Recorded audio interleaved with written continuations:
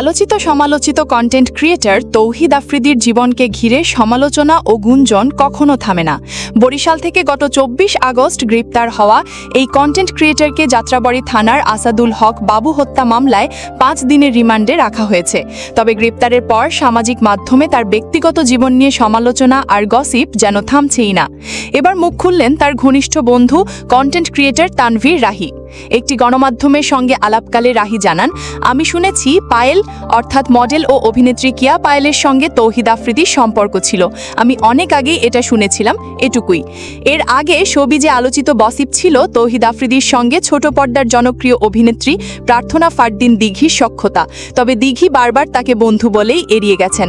এবার রাহির মুখে যেন পুরো রহস্য ভেসে উঠল। কিয়া পায়েলও ছিলেন তার প্রেমের জগতে।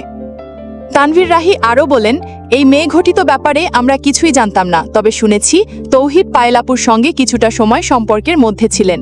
সোশ্যাল মিডিয়ায় গুঞ্জন ছড়াচ্ছে আফ্রিদির ব্যাড বয় ইমেজ শুধু ব্যবসা নয়, ব্যক্তিগত জীবনের রোমাঞ্চকর কাহিনীও তাকে ঘিরে আছে।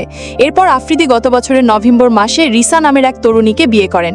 গ্রেপ্তারের সময় ছড়ানো ভিডিওতে দেখা যায় তিনি জানাচ্ছেন তার স্ত্রী অন্তঃস্থতা। এই ঘটনায় তার প্রেমের জীবনের ধারা যেন আরও মজার মোড় নিয়েছে।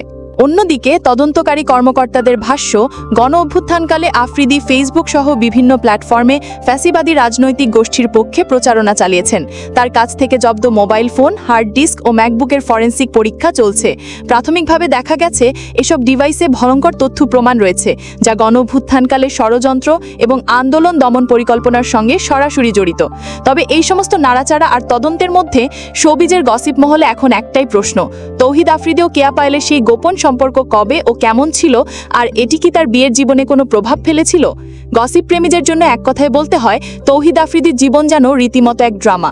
প্রেম, বিতর্ক, গ্রেপ্তার এবং রহস্যময় তথ্যের মিশ্রণে তার গল্প একেবারে সিনেমার চিত্রনায়ককে হার মানায়।